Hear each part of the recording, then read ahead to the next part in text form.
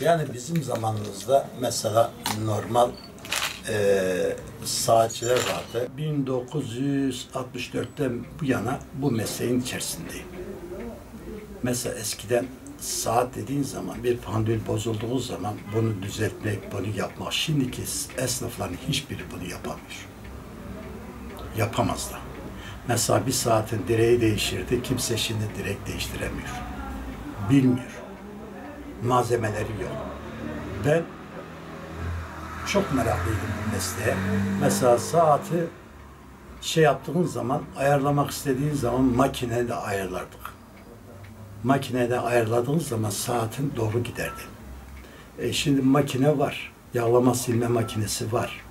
Fakat o yok. Yani, bu aşk çekmiyor. Yok. Mekanikte. Bu piller çıktı. Pillerin iyisi var. Kalitelisi var. Fakat tabii kaliteli saatlerin hepsi biraz pahalı olduğu için onları kimse gücü yetmiyor ki ala. Yani mekanik saatler daim için iyidir. Kurmalı saatler. Esas saat onlardır. Şimdikiler piller basit saatler. Ondan sonra Çin girdi ortaya. Çin girince bütün saatler öldürdü. Çin saati hiçbir zaman sağlıklı değildir. Hep kumdur, insan sağlığına zarar veren. Bir aksesuardır, yani saat bir aksesuardır. Evlerde mesela eskiden yoktu. Bir kurmalı saat almak herkesin gücü yetmezdi.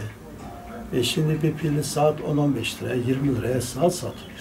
15-20 liralık saat neye yarar? Yani ben söylemeyeyim de bir kurmalı saat bugün en ucuzu 500-600 lira.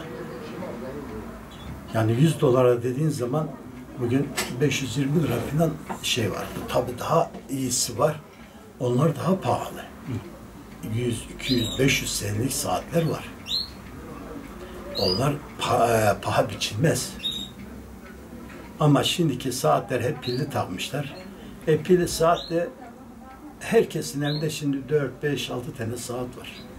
Ama küçük saat, kurmalı saat nadir. Tamircisi de yok. Parçası da pahalı. Yani meslek ölmüş. Burada bir pili 10-15 liraya takıyoruz. Dışarıda 50 lira, 60 lira.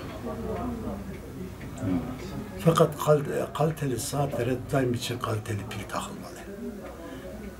Ve ucuz piller var. O ucuz piller akma yapıyor, saati bozuyor. Bunlara dikkat etmek. Ahmet'le Yusuf'la bir de ben varım. 3 kişiyiz.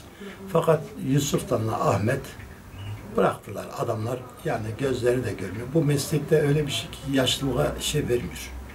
Yaşlı adam eli titriyor, yapamıyor, tamir yapamıyor. Bu meslekte göz önemlidir. Gözün iyi görmediği takdirde tamirini yapamazsın.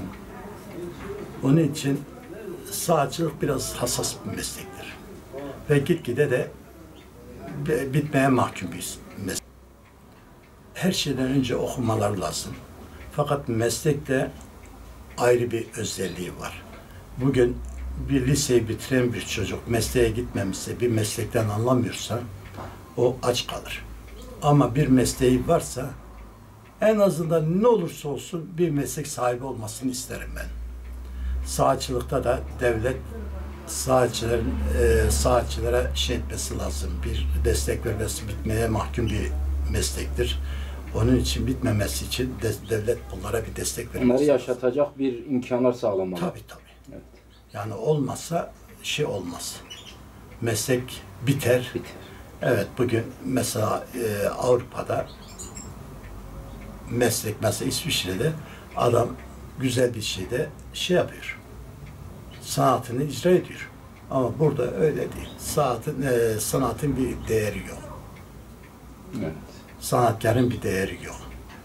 Onun için bu vergiler olsun, şeyler olsun, bitmeye mahkum olan esnaflara vergiden, Bağkur'dan filan indirimler olmalı. Çünkü kazançları çok düşük.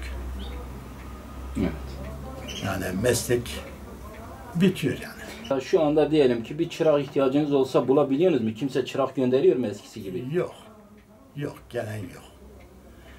Gelmediği için mesela diyeceksin ki ya bu dükkanı idare edin. Bu dükkanı çocuğuma ben mesleği öğrettim.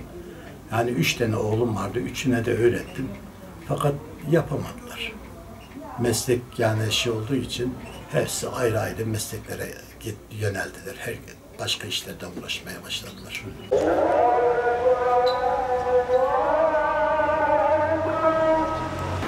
Evet.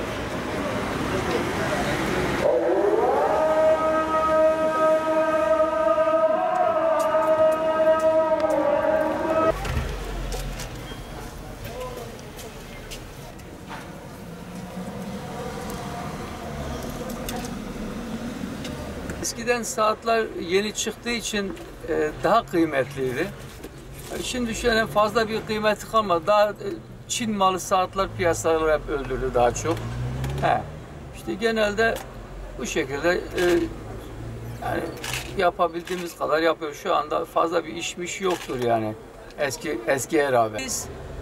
Bizim başladığımızda o eski duvar saatleri vardı büyük kurmalı. Biz onlara yani onlarda yapmadık yani hiç. Daha sonra biz elektronik saatlerde daha çok yani başlattık. O zaman yani çalışmalar yaptık. Yukarı yani genelde şimdi cep telefonlarında olduğu için genelde piyasalar daha bir şey oldu yani.